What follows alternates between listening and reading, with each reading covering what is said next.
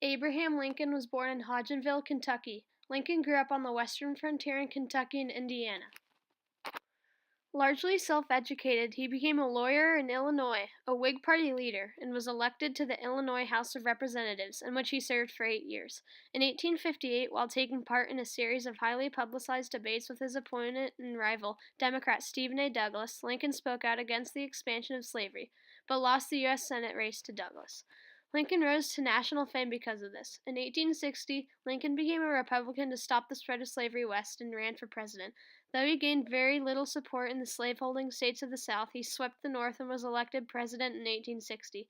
After Lincoln's election in 1860, 7 Southern states had seceded and created the Confederate States of America, and after Southern troops fired on his supply ships in Fort Sumter, civil war had begun. 3 years later, after the Emancipation Proclamation and little ground gained, the Battle of Gettysburg took place. It had a major effect on the outcome of the war because of how many Confederate troops were dead, but also a lot of Union soldiers, too. That's when President Lincoln was asked to deliver remarks at the official dedication ceremony for the National Cemetery in Gettysburg. Edward Everett of Massachusetts would be the keynote speaker at the ceremony. Lincoln was only given a few weeks to prepare for the speech. Lincoln did not accept many public invitations to speak, so he saw it as a big opportunity to show his point of view on the war. Edward Everett spoke for just under 2 hours, and then it was Lincoln's turn. 467 years ago, our fathers brought forth on this continent a new nation, conceived in liberty and dedicated to the proposition that all men are created equal. Now we are engaged in a great civil war, testing whether that nation or any nation so conceived and so dedicated can long endure. We are met on a great battlefield of that war.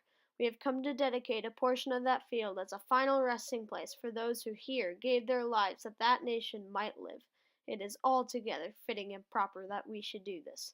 But, in a larger sense, we cannot dedicate, we cannot consecrate, we cannot hallow this ground.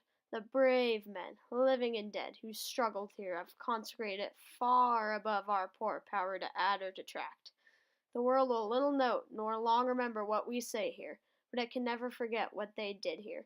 It is for us, the living rather, to be dedicated here to the unfinished work which they who fought here have thus so far nobly advanced.